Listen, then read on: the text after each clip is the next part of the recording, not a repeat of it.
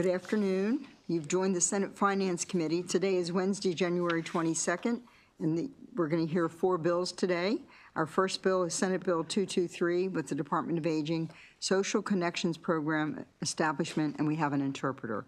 So Senator Rokes, are you here? Will you come up to the table, please? Bring anyone with you that's your panel. I have Jeff Brennan, David Behar, and Thomas Cudjoe. Does that sound right? Cudjoe? Okay. Thank you.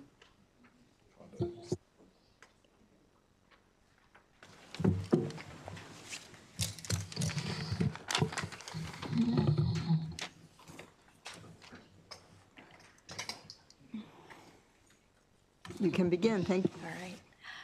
Good afternoon, and thank you, Madam Chair and Vice Chair Hayes. Members of the committee, thank you for the opportunity to testify today. I'm Carmel Rokes, Secretary of Aging, and I'm here in support of our departmental bill, SB 223, which would expand and rename our existing Senior Call Check program to the Social Connections program. The Senior Call Check program was established at the Department of Aging thanks to the legislation from our very own Senator Kramer in 2017. Currently, the Senior Call Check service provides a free daily telephone call, which is provided in an automated form, so a robocall, at a regularly scheduled time of day to enrolled older adults. The current statute reflects its intention, which is to serve as a daily safety and wellness check for older adults, with follow-up made when the designee is not available to answer the phone and non-emergency first responders can respond at that time. I want to just insert here that I think that this is something that is so important now more than ever because so many older adults are living alone. And that is continuing to grow in numbers. Senior Call Check currently serves approximately 2,000 adults in Maryland who are 65 years or older. It is a small program, and it does have room to grow. This bill will make the changes we need to the existing statute so that that can happen. It will expand the types of communications that are made through this program beyond a telephone call. So we know, we've done work with our stakeholders, that many really appreciate the robocall that provides a check on their well-being, but many would also like other ways to be able to communicate. So we're looking at virtual, we're looking at Zoom, we're looking at in-person calls as well that would really expand the people that we can reach, particularly those who are hard of hearing and deaf, as well as begin to address some of the issues related to social isolation. The new name we propose for the Senior Call Check program is the Social Connections program, and we believe this reflects that intent. The communications expansions we propose, as well as the integration with the Telecommunications Access Maryland, will also make the Social Connections program even more accessible to older Marylanders who are deaf or hard of hearing or prefer other ways of being communicated with. Since being appointed secretary, I've engaged with Secretary Beatty and her wonderful team at the Department of Disabilities about this program, which is funded on a reimbursable basis from the Department of Disabilities with funding from the Universal Service Trust Fund, which my colleague from the Department of Disabilities can best speak to. With respect to the changes to the USTF funding for the Social Connection program going forward, included in our written testimony, is a technical amendment which would remove the existing 5 cents per month per account cap on the Social Connection program going forward from the Universal Service Trust Fund. It was our intent from the beginning to have this cap removed and insert new budget language in subsection 3 instead. The new budget language we propose in SB 223 and the removal of the 5 cent funding cap will put the Social Connections program on a strong basis going forward, and it is one that the two agencies, Disabilities and Aging, agree upon. The language reads, the Social Connections program will be funded at least as much as we project our costs will be for the coming year, and in consideration of the fiscal needs of the 4 other federally funded programs funded by the Universal Service Trust Fund and the Department of Disabilities. In closing, I respectfully urge a favorable with amendments report on SB 223. Thank you. Thank you, Madam Secretary. As the sponsor of the bill, you have unlimited testimony, of course. Anyone that comes behind you, we're going to limit them to 2 minutes. And so we're going to start with the timer with the preceding witnesses. Next we had signed up was John Brennan. Good afternoon. I'm here to answer questions if needed. However, my colleague David Bahar, who's the Executive Director of TAM, is here to offer his oral comments. So Dr. Cujo is going to speak? Yes. Okay. Dr. Cujo happens to be a resident district court for the resident. Thank you. Thank you. So Chair. Move the mic closer. Okay. Chair Bidle, Vice Chair Hayes, members of the committee, thank you for the opportunity to participate in today's hearing to explain my support for Senate Bill 223 for your attention to this critically important topic. As the senator said, my name is Thomas Cujo. I'm an associate professor of medicine at Johns Hopkins University. So I'm a physician. I provide primary medical care to older adults in their homes who have great difficulty leaving them. In addition, I'm a researcher. I study the impact of social isolation and loneliness on health. I've been working in this area to bring greater attention to it for the last 10 years. I also serve on the Scientific Leadership Council for the Foundation for Social Connection, and I presented my work at the National Academies of Science, Engineering, and Medicine, and was fortunate to be an invited reviewer by the U.S. Surgeon General on the Surgeon General's advisory on the healing effects of social connection and community that focused on our epidemic of social isolation and loneliness. The opinions that I share with you today are my own and do not necessarily reflect the views of Johns Hopkins University. In my research and practice, I've observed the profound impact of social isolation on the well-being of older adults. Data consistently shows that social isolation is associated with increased risk for depression, cognitive decline, and physical health deterioration. Studies also demonstrate that older adults who lack meaningful social connection cost Medicare an additional $6.7 billion annually. And also, these individuals have higher levels of mortality than their counterparts who have good social connections. This makes the issue of social connection not just a matter of quality of life, but a pressing public health concern. The proposed Senate Bill 223 establishes the Social Connections Program. It represents an important step towards addressing this challenge. By expanding the Senior Call Check service into a more robust and inclusive social connections program, this legislation aligns with evidence-based strategies to promote wellness and purposeful engagement among older adults. So I urge the committee to support Senate Bill 223 and ensure its successful implementation. I believe this evolution from the Senior Call Check program is timely and expands communication modalities to accommodate diverse preferences and needs that may exist. Also, SB 223, in my mind, has the potential to facilitate expanded partnerships with community organizations to amplify the impact of this important work. So thank you for the opportunity to testify for this important legislation. I commend the committee for prioritizing the well-being of older adults and taking a proactive step to foster social connection and engagement. I'd be pleased to answer questions at the appropriate time. Excellent. Thank you for your testimony. David, were we going to hear from you today? Yes, thank you. Excellent. Thank you. So good afternoon, Madam Chair, Vice Chair, and members of the committee.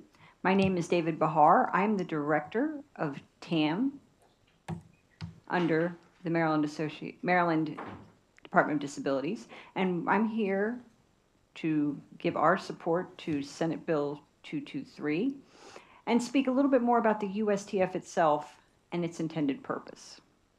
Now, The Universal Services Trust Fund was put in place to provide funding, specified funding sources for telecommunication relay services here in the state of Maryland that serve deaf and hard of hearing individuals as well as other constituents who cannot use a standardized phone. This came about at the same time the ADA was established in all 50 states, both within the federal government and the state of Maryland. Mandated telecommunication relay services be available 24 hours a day, 7 days a week, 365 days a year to deaf and hard of hearing constituents. And this was done on a first come, first served basis because it was hard to predict the traffic funding needed. And so adequate funding was ensured for the programs. The mechanism for that has changed, of course, over the years, and it has evolved through a fee-based structure. And that applies to all accounts within the state of Maryland for any telephonic services. This includes landlines, cellular phones, VoIP systems, and alike. This brings in about $2.7 million annually based on that 5-cent surcharge. We now have a current fund balance, which has historically been diminishing, because our revenue is less than our expenditures. Therefore, our balance within the USTF has gotten to a point where it is approximately at a place where we have about 1 year's worth of operating costs within it. And that is really exactly where we want the fund to be. We want to have 1 year's worth of sustainability. So that 5-cent surcharge has now been raised to 9 cents. If you have any questions about the operations, about the USTF specifically, and those fee changes, I'm happy to answer those at this time. Thank you for your testimony. There are some questions. I see Senator Kramer. Thank you, Thank you, Mr. Chair. Secretary, always good to see you. Thank you. I appreciate your stopping by and visiting me just before this hearing. And I did share with you when you visited that I have serious concerns and objections to what this bill would do to our existing senior call check. Just so my colleagues understand, in 2017, the state legislature placed Maryland as the only state in the country to offer a statewide opportunity for any resident of the state age 65 and older to participate in this program, and the concept being that we gave a lot of lip service to helping our seniors age in place, but what were we actually doing? So the idea of a daily wellness check was part of that solution. Disappointingly, as I mentioned to you, this has been also one of those great opportunities that's a great secret. I guarantee you that if you walk up to 10 seniors on the street and ask them, do they know anything about the senior call check program, 10 out of 10 will reply they've never heard of it. So I agree with you, there is great opportunity to expand this service just by letting our senior residents know of its existence.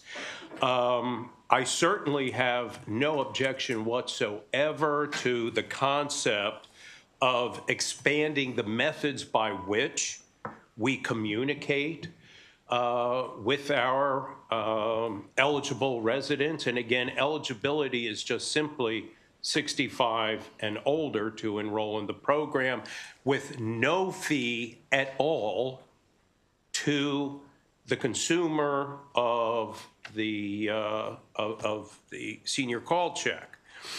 I also would not have any concerns with expanding the definition of those services that are provided to allow for greater opportunities to help with social engagement as well as these wellness checks.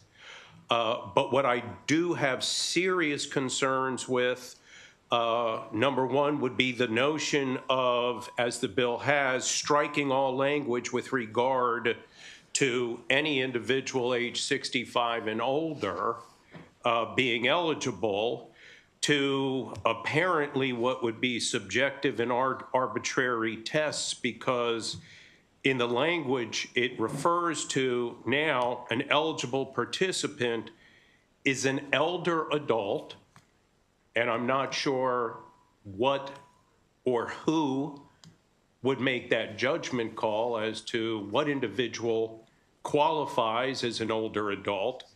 But then it also continues, who is at risk of social isolation.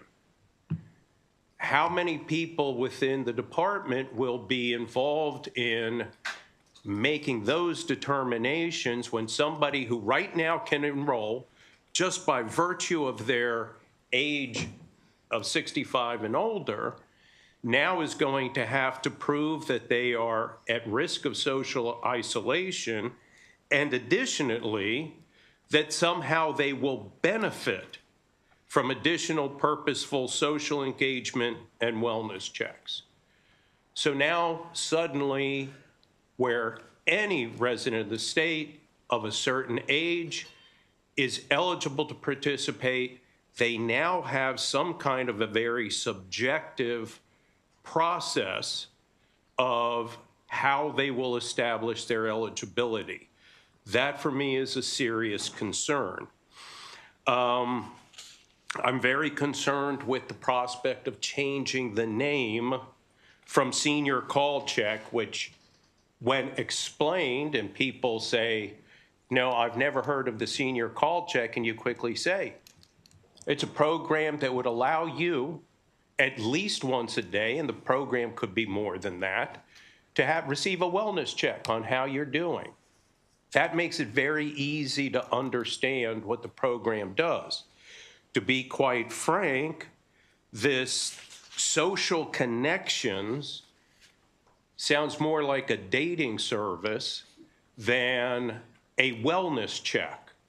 And I'd be very concerned that what is already a double secret probation program is now going to be even more difficult to communicate to our residents the purpose by changing the name to social connections. So I have very serious concerns with that aspect of the bill.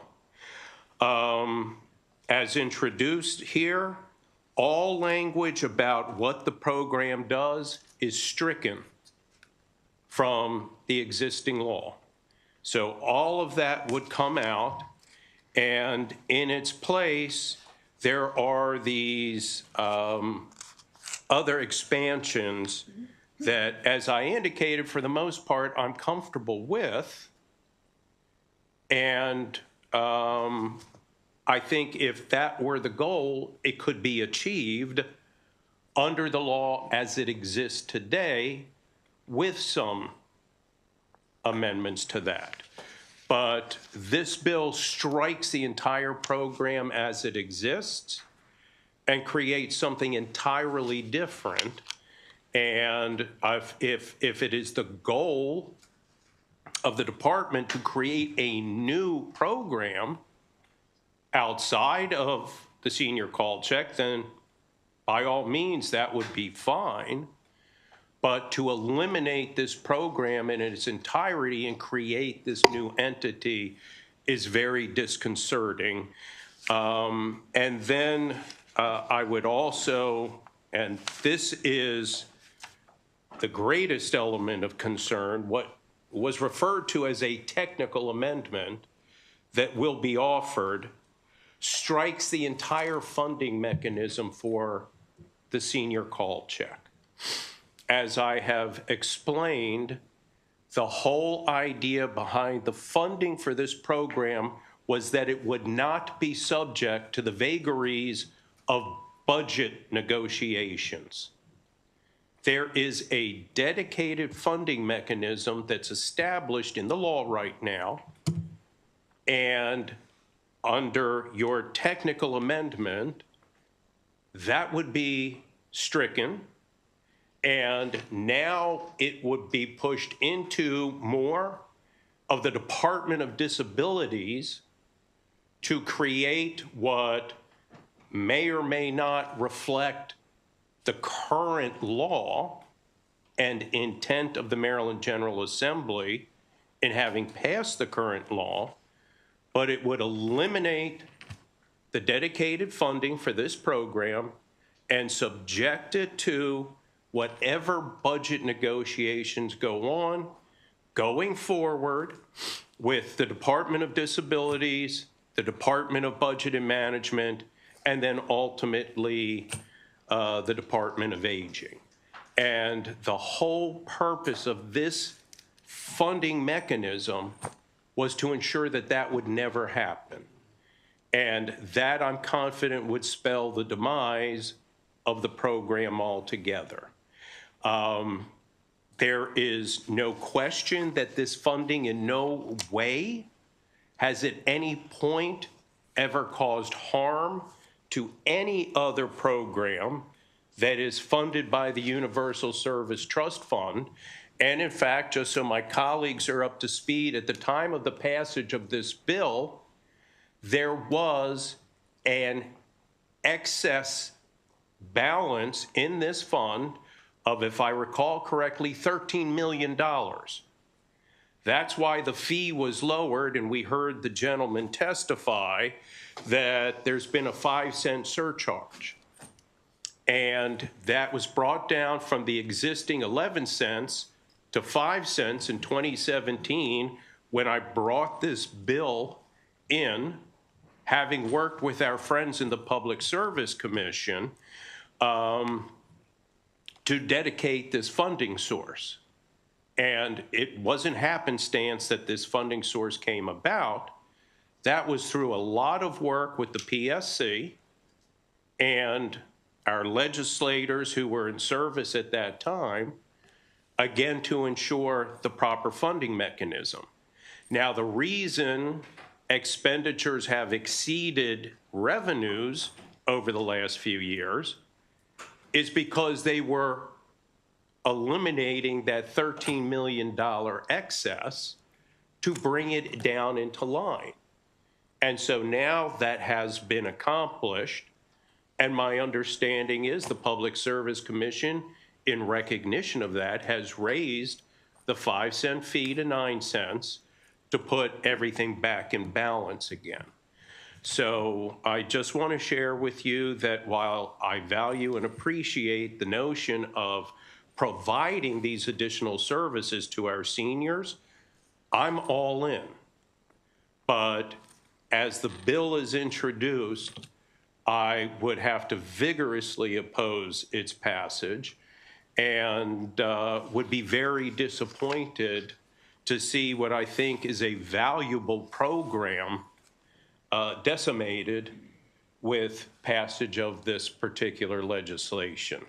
So again, I appreciate your stopping by, having conversation with me before the bill hearing, but having had the opportunity to see the bill, learn of the amendment today, I have to say that I absolutely would oppose passage of the bill as it currently exists. But thank you for that. Thank you, Mr. Chair. Thank you, Senator. I know that was a lot to take in. Is there one person that would like to respond?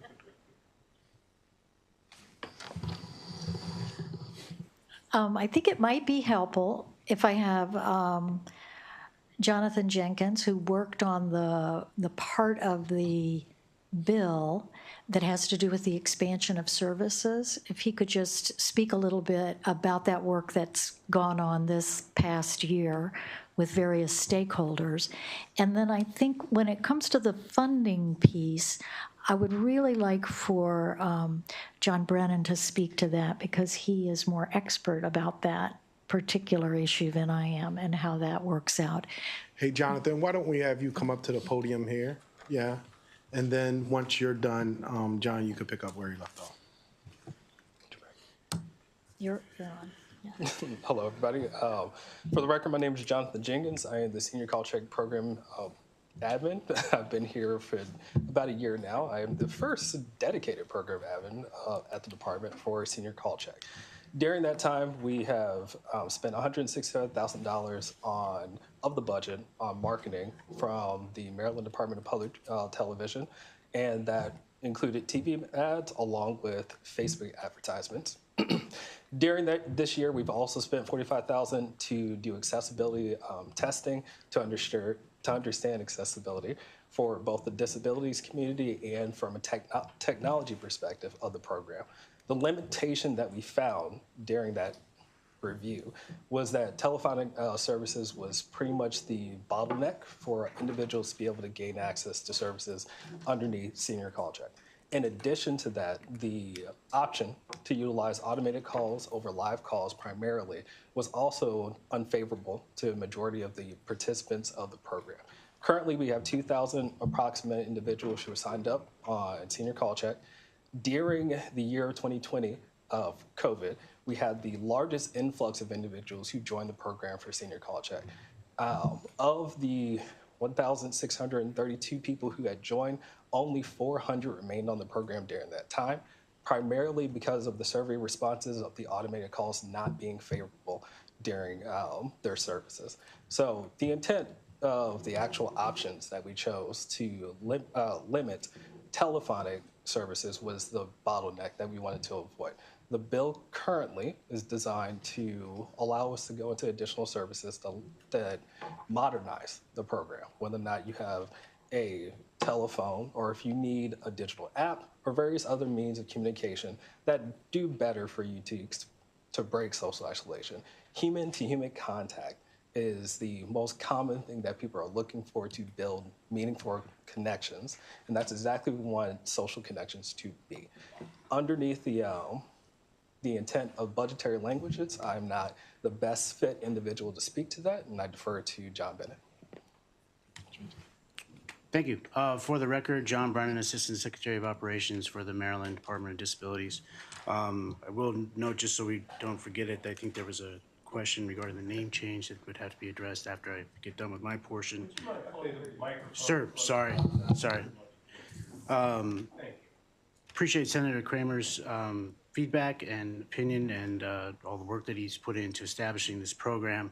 And I would say that we agree that the USTF does provide a dedicated source of funding for the Senior College Check program as it is named now, and that the amendment doesn't remove that. What it does is remove the cap, the 5-cent cap that the Senior College Check program is allowed to go up to, which currently, if the revenue stayed the same, it means that technically within the law, the program would be entitled to take 100% of the annual revenue that is available for all of the programs that we have to fund under the USTF.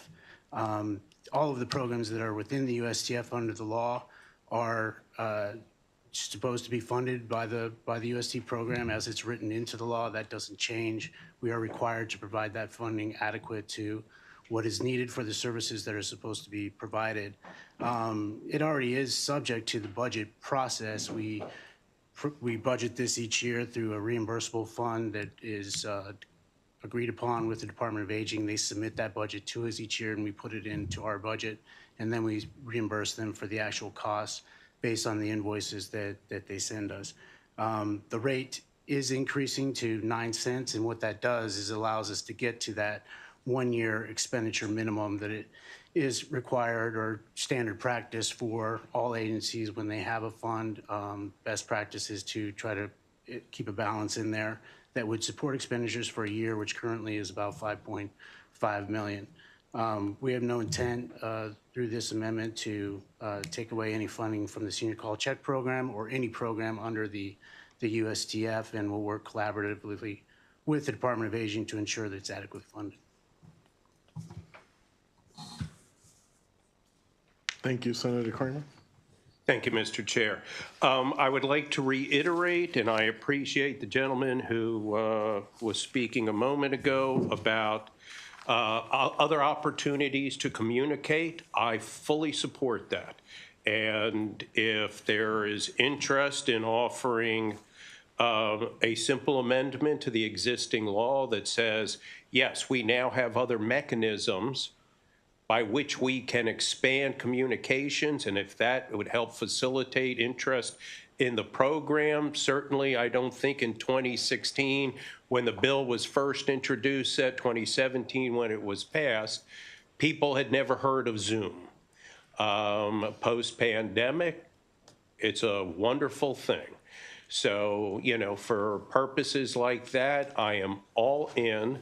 I would offer that what I'm reading here in the bill is that the language states that the program budget is based on a budget developed by the Department of Aging in collaboration with the Department of Disabilities and in consideration of the fiscal needs of the programs, so that would be all programs, funded through the surcharges paid under subsection C of this section. At the moment, that's not the circumstance.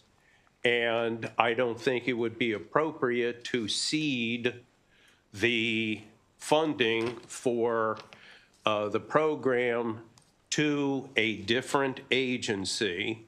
And that right now, look, Department of Aging wants to sit down with Department of Disabilities and say, hey, what do you all have? Here's what we have. Here's what we want to do with the senior call check, which is exactly the way it exists now. The current law says that it will be funded in an amount that is equal to the cost that the Department of Aging is expected to incur for the upcoming fiscal year to provide the services and administer the program.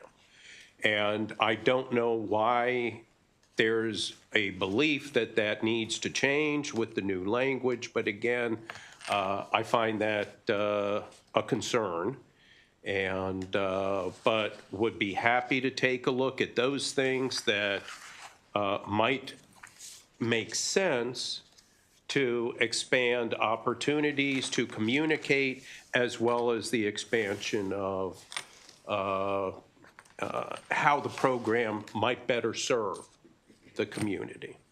So thank you again very much. Appreciate that. Thank you, Senator Kramer. And Madam Secretary, I think we all can feel the passion and commitment to our aging population that Senator Kramer has demonstrated and expressed here today. I will hope that we would take some time. Luckily, we're very early in session to work out some possible amendments that could that this committee can consider in our deliberations and vote. So please take this time to, you know, after this hearing, to reach out to the senator and the committee to work out some of those details. All right? Thank you. We will do that. Absolutely. Thank you so very much. Are there any additional questions? Thank you all so very much. Next, we had signed up. I do not see Chuck in the audience, but He's not able to be here. Okay, what about Tammy Brishana? Bresnahan. Bresnan. There it is. Tammy. And Megan Peters and Heather Melson. You all could come on up. Yeah. Again, I want to remind everyone, you have 2 minutes. Please stick within that time. I think there was a little buzzer to go off just to remind you that your testimony is ended. And we appreciate if you stay within that time limit. Welcome. Good afternoon, Mr. Chair and members of the Senate Finance Committee. I'm Tammy Bresnahan. I'm the Director of Advocacy for AARP Maryland. We've heard all the testimony. We do support Senate Bill 223. We believe that that it does enhance the program. We did not know about the amendments. We are not adverse to amendments. We want everyone to be happy. We want our population to be served, whether they're 65. I turned the big 65 last Monday, and so I don't think I'm my mother's 65, but so we want to make sure that people get the services that they need, and we believe that social isolation can be a problem. We are not only addressing the immediate needs of the aging population, but also laying the groundwork for more connected, more compassionate and resilient community. And we thought that this bill would do that. We're happy to work with the committee and Senator Kramer on any amendments that are proposed. Thank you. Good afternoon, Vice Chair, committee members. My name is Megan Peters. I'm the Director of Government Affairs for the Alzheimer's Association. And on behalf of the 127,000 Marylanders living with Alzheimer's, we support SB 223 and the updates that will provide more opportunities for wellness checks and social engagement that can better address needs and reduce social isolation among older adults, like Tammy said, and what's been echoed from the department and the senator. We're here because we believe that this will provide more opportunities to reduce social isolation and also catch other instances of potentially cognitive decline that may be coming, and are happy to work alongside the department, the senator, and really just build out and strengthen this program so we can reach more older adults. Thank you. Thank you for your testimony. I called Heather Melson, but she did not respond. Last call for Heather. Are there any questions of this panel? Thank you all so very much. All right. We have one virtual witness, Ms. Amina Khan. Welcome.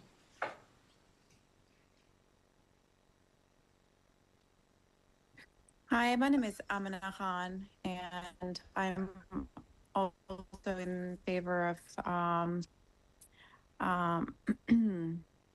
this program. I'm a caregiver for my parents. Both of my parents are participants of this program, and they receive care. Not only that, I also work in healthcare, where I see the need of aids or programs like this that help the elderly. A huge population of our patients is, 65 and older, where services like, that come from the senior care program are so beneficial. And I've seen firsthand how it affected my parents. They're both elderly. They both want to stay in the community. They want to stay in their home. My dad was placed in an assisted living for a little while, and how unhappy he was and how much his health had declined staying there. And once, we made the decision to bring him home and we received care from the senior care program, how much happier he is. He has dementia, so he does need care. But being at home and, receiving this care, staying at home has helped him so much. And I wish more people could benefit from programs like this, who want to stay in the community. So I hope I hope this gets approved, this gets moved forward, and more people can benefit from this.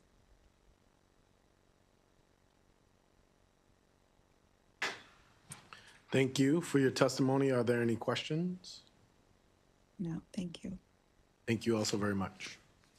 There's no one else waiting, right? Excellent. This ends the bill hearing on Senate Bill 223. I just want to say, Senator Kramer, I didn't know very much about this call center. I think it's a great tool that I'm definitely going to communicate to residents in Baltimore City. Thank you. Next bill is Senate Bill 212. Senate Bill 212, Department of Aging, Aging Services Program Repeal and Consolidation. For that bill, we have testifying Secretary Rokes. I think Charles Cook is still not here, and Camille Dobson is the first panel. Welcome back.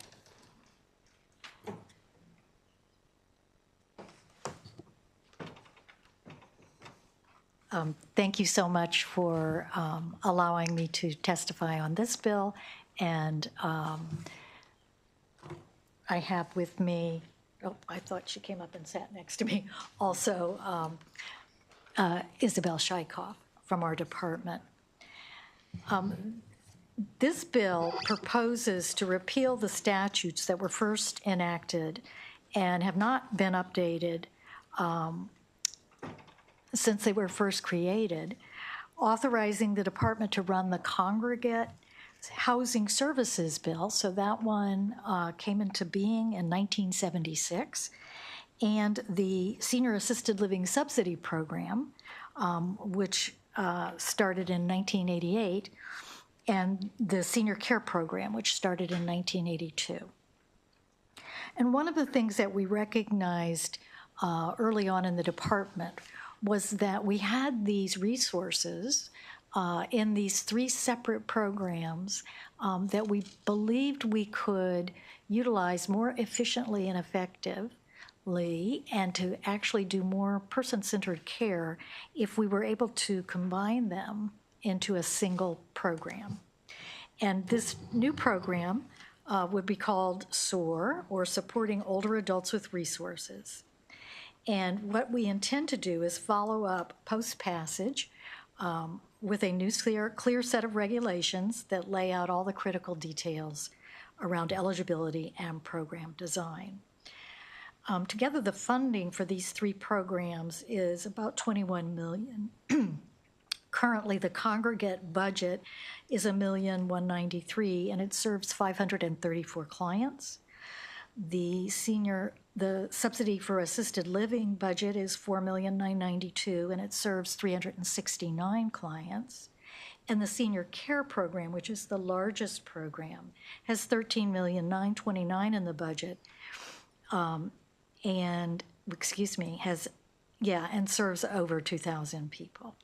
So the redesign will allow us to just streamline these three programs, including the administrative burden that is associated with having to administer three separate programs, two of which are only allowed to be provided in specific locations, so assisted living or congregate housing. And we have, across our AAA network, our 19 area agencies on aging, we have regions that are unable to utilize the the congregate housing or the subsidy for assisted living because they don't have those providers available in their region. At its core, our goal is to be able to serve more Marylanders more effectively in ways that best need their person-centered care goals. And we also believe that this will allow us to have a program that serves more equitably across the full state because all of the regions would be able to utilize this funding if the prescriptive aspects of the congregate and subsidized assisted living program were removed. This bill also repeals the Interagency Committee on Aging, which has not met since 2014. And we do believe that having not met since 2014 and no longer being able to effectively do the work the committee was intended to do when it was first created, that it really best serves our constituents if we remove this particular committee and we meet those needs through the newly formed advisory committee for the Longevity Ready Maryland Plan, which consists of some of the same agencies working together to better serve older people. Lastly, the bill has a delayed effective date. And this is really important because there are older people being served by these three programs currently.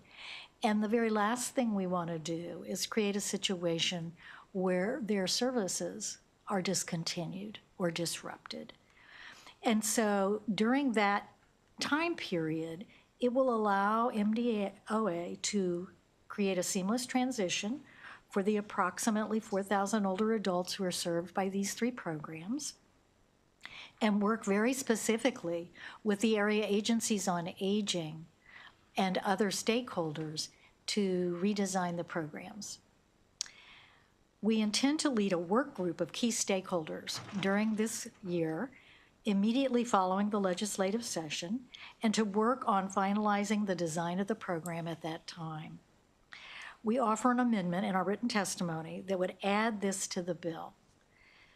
It will modernize and strengthen Maryland's home and community-based services network through the local area agencies on aging.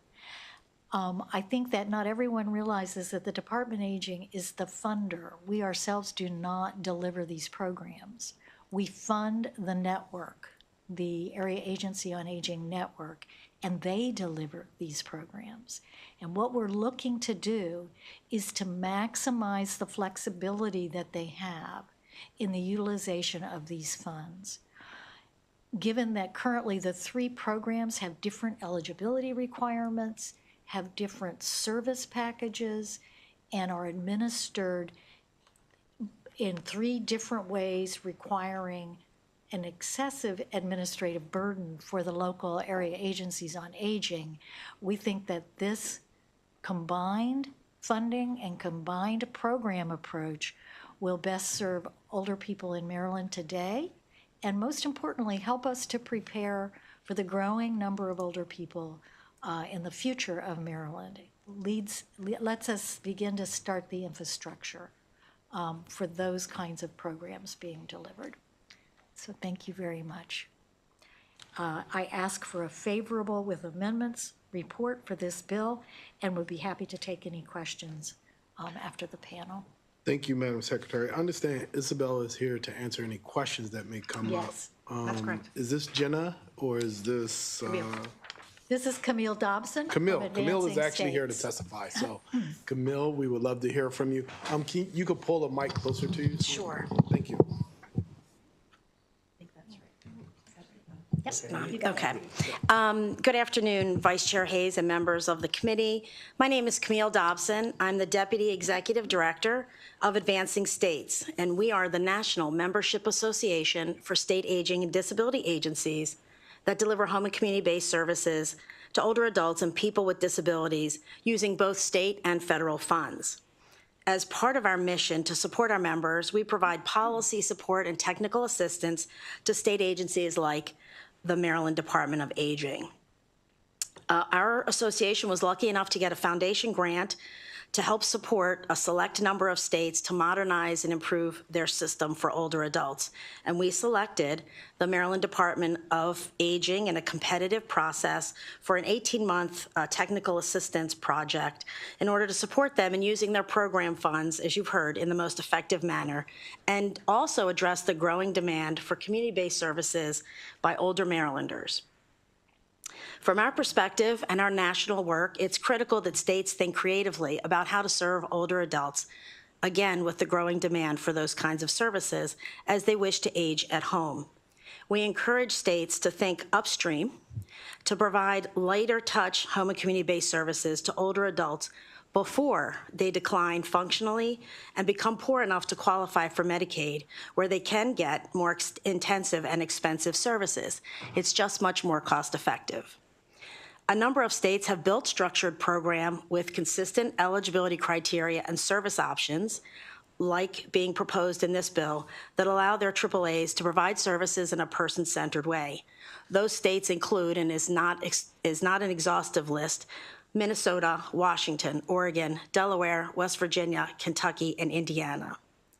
As part of our technical assistance, we encouraged the Department of Aging, using those examples, to consolidate their 3 programs to most efficiently address older Marylanders' needs. We remain ready to help support them if the bill passes in the program design. And I'm happy to answer questions. Excellent. Thank you for your testimony. Are there any questions for this panel? Seeing none, thank you so very much. We also have signed up Tammy, Megan, and Ann Seacott.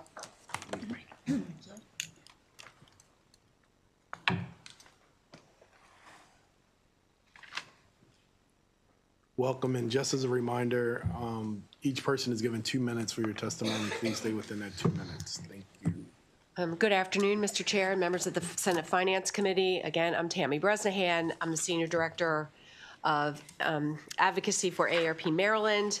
We support Senate Bill 212. We do have a few recommendations on the back page of my testimony. While the ARP Maryland supports efforts to improve efficiency and accessibility, we must ensure that the transition does not negatively impact older Marylanders or local governments. Specifically, we recommend comprehensive stakeholder engagement, which the Secretary has said that they are offering an amendment to. That means local governments like the AAAs and service providers must be actively consulted throughout the transition process. We also think that they should do a thorough program analysis, conducting detailed studies of the existing programs to determine which elements work effectively and which can be streamlined. And finally, protecting service continuity. And the Secretary did talk about this, ensuring that no Marylander currently relying on these services experience disruptions during or after the transition period. With these considerations in mind, again, we support Senate Bill 212. We believe that with careful planning, this legislation can enhance service delivery for older Marylanders while maintaining the vital support they rely on. Thank you. Good afternoon, Vice Chair, members of the committee. For the record, Megan Peters, Director of Government Affairs for the Alzheimer's Association, here in support of SB 212. Dementia is a progressive disease, and many people living with it need to receive long-term care services, both in home or in long-term care settings during the course of this disease. And the services provided through the Department of Aging's programs, especially the gap-filling funding for individuals on the wait list for Medicaid services, have been helping older adults for decades.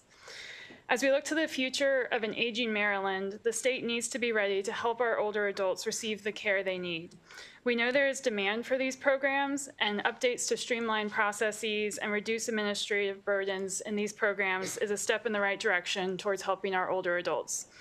The Alzheimer's Association looks forward to providing feedback on future regulations and department guidelines to ensure smooth transitions as they roll in for this new program. The Alzheimer's Association urges a favorable report for SB 212. Good afternoon, Mr. Chair, members of the committee. I'm Ann Seacott, and I'm testifying today on behalf of the Maryland Association of Area Agencies on Aging, the AAAs, the network of 19 AAAs throughout the state. We're here to support Senate Bill 212 with some amendments. The AAAs are providing services and are really the front line in Maryland's challenges to meet the complex and varied needs of over 1 million older adults in the state. We believe that theoretically combining these programs would streamline operations, reduce administrative overhead, and provide flexibility to each of the AAAs to meet the differing needs of the communities. Senior care, senior assisted living, the subsidy for assisted living, and congregate housing service programs are essential safety net programs that are meeting the needs of those who are largely ineligible for Medicaid, but still cannot afford services to help them stay in their homes in the community. You'll see in our written testimony that we offer 3 amendments. The first is technical. The second one will match what the department has said about holding them accountable for having a stakeholder group and involving the AAAs. Where we still have some work on some language differing with the department is that we believe it is imperative to have a hold harmless clause in the legislation.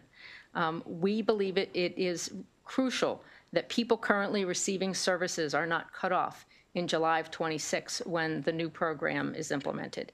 We believe the bill has to be able to maintain, in the development of the regulations, we need to make sure that what we're not doing in the name of streamlining and administrative ease and things like that, that we're making sure we're not losing people to care. So with those amendments, we absolutely support the bill. Thank you so much for your testimony, and hopefully you all will be working with the department and our analysts, Lisa or Dave Smolsky, in our absence and working out some of those amendments. Are there any questions from members? Thank you so very much. Thank you. I believe that ends the hearing on Senate Bill 212. Next is Senate Joint Resolution Number 1, ratifying the Federal Child Labor Amendment. Senator McCray, I believe Tamika Winkler is here on behalf of Senator McCray.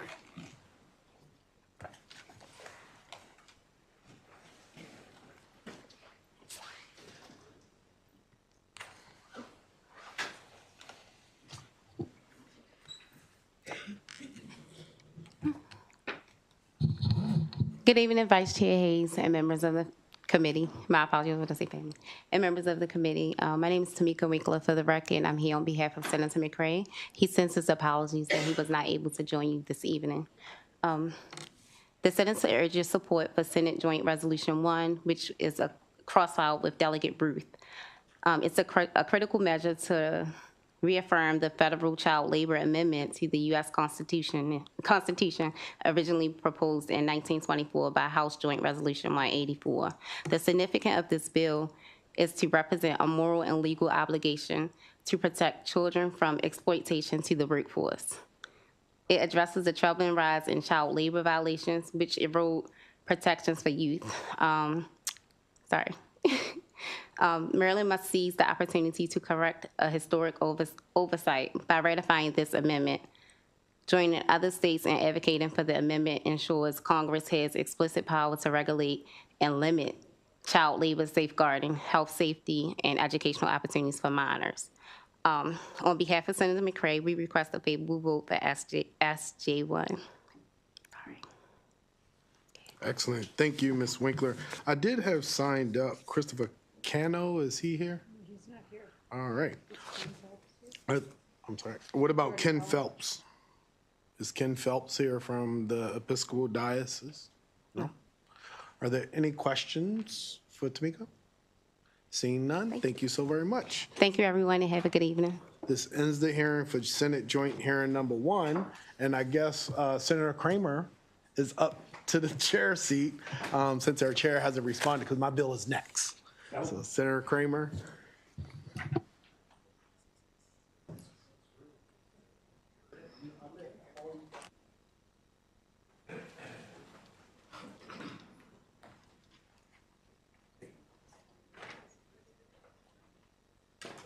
I have any questions, they've been there. All right, well then, Mr. Vice Chair, introducing Senate Bill 4. Indeed. Good afternoon, Chair Kramer, members of the Senate Finance Committee. I'm Senator Antonio Hayes, representing the 40th Legislative District. For the record, I'm joined here at the table with two members of the West North Avenue Development Team staff, Mr. Eric Ling, as well as Ms. Celessa, and I forgot your last name. Jefferson, I'm sorry. There we go. So I do want to acknowledge there are some members in the audience that were here as well, as I mentioned, the staff, and also just want to acknowledge the presence of Lieutenant Governor Boyd Rutherford, who's been a tremendous help with this authority since its inception in 2021. Senate Bill 4, the West North Avenue Development Authority alterations, passed this committee and the Senate unanimously last session. It also passed the Maryland House of Delegates. Unfortunately, we ran up against the clock on sine die and was not able to have it passed, but we're here today. Just as a refresher on what the bill does, this authority was established in 2021 by the legislature. It started right here in the Senate Finance Committee. As you all know, last year, the mayor, governor, and the Bill organization representing a group of clergy members announced huge investments in eliminating vacancies in Baltimore City. This authority predates that effort and its work. The authority's purpose is to advance housing, economic development, transportation, and neighborhood revitalization along the 600 to 3,200 blocks of West North Avenue and the area of Baltimore City facing significant challenges. In this area, which represents only 2.4 miles, there are 60% vacancies. Baltimore City Code Enforcement has issued various vacant building notices, what essentially means that these residential homes are inhabitable for human conditions.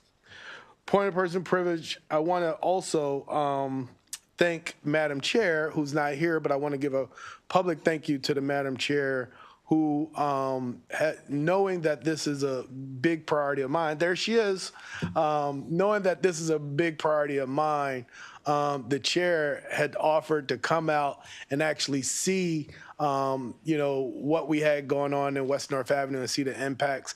That, Madam Chair, meant a whole lot to me. I'm so grateful for that offer, and hopefully at one point, you know, if the chair is available, other members would love to take them up on it. But it meant a lot to me that the chair reached out, and knowing that this was a priority of mine, was interested in helping us out in any way that she could. On January 31st, 2024, the authority submitted the West North Avenue Comprehensive Plan, which outlines strategy for restorative justice, equitable community development. The plan focuses on improving housing, public spaces, mobility, and economic opportunities. Madam Chair and members of this committee, I will tell you, this area of Baltimore have been overstudied, overanalyzed, or whatever. And so this comprehensive plan was a big step in the right direction. Over the last couple of decades, I would say, this area has probably gone through at least a dozen various master planning processes. And it's not until this authority was established that they had a real opportunity to combine all of that effort and all of that community input to actually see things happen. And we're actually seeing things happen in the community now. Senate Bill 4 aims to enhance the authority structures, powers, and financial mechanisms to better facilitate development within the West North Avenue corridor while instituting necessary limitations to ensure accountability. The bill restructures the administration and membership of the West North Avenue Development Authority, designating it as a body politic and corporate and instrumentality of the state. The authority is granted broader powers to undertake development activities within the West North Avenue corridor, which includes both the target area and the surrounding buffer zone. It establishes the West North Avenue Development Authority Fund as a special non-lapsing fund proposed to support the authority initiatives. The authority will be exempt from certain provisions of the law to facilitate its operations and development activities. This is an emergency bill. The authority addresses historic inequalities in Baltimore City and supports substantial development by providing critical resources and tools for revitalizing West North Avenue. Colleagues, there is a fiscal note with this bill. The fiscal note simply reflects what the governor has already appropriated in the budget. There are no new mandates.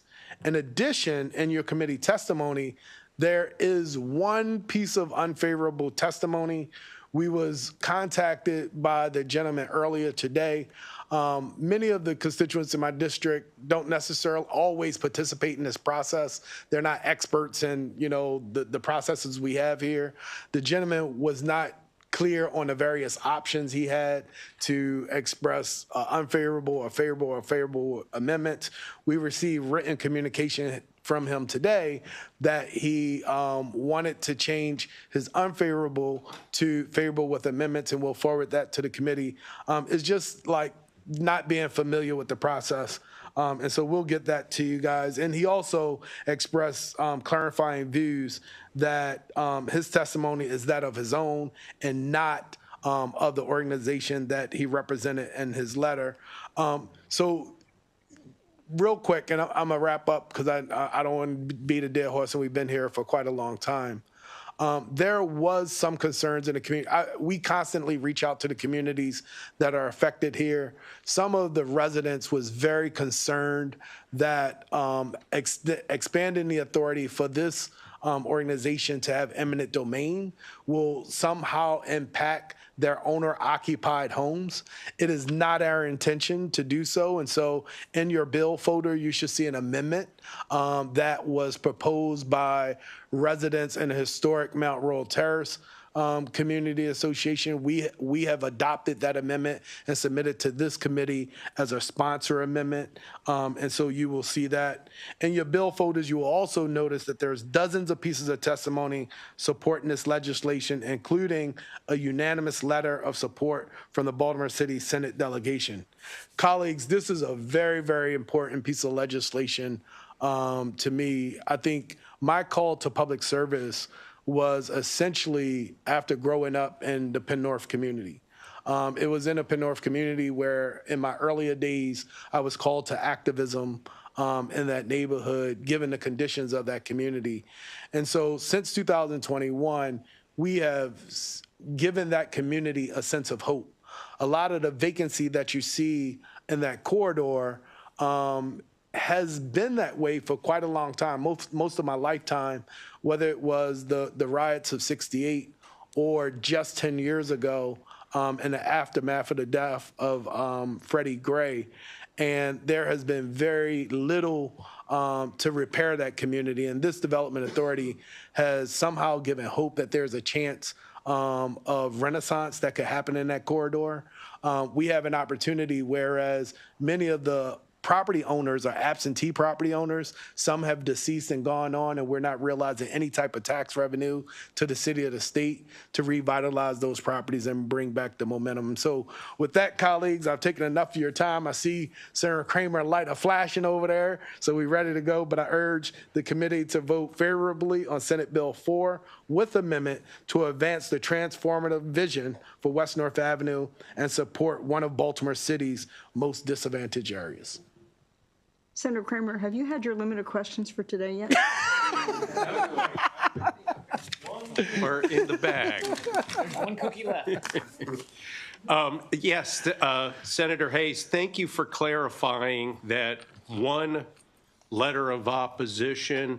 I mean, my support was wavering having seen that, but now that you have clarified that the opposition was mistaken and now this individual is supportive, I am so comfortable offering my favorable vote in support of this very important legislation. So I appreciate your clarifying that. Thank you, Senator Kramer. It is my goal in life to make sure that you're comfortable and moving forward. I appreciate that. Thank you, Senator Kramer. Do I have any other questions? I guess that ends the hearing. Thank you, Madam Chair. Thank you, Mr. Vice Chair. And that ends our hearings for today. Thank you.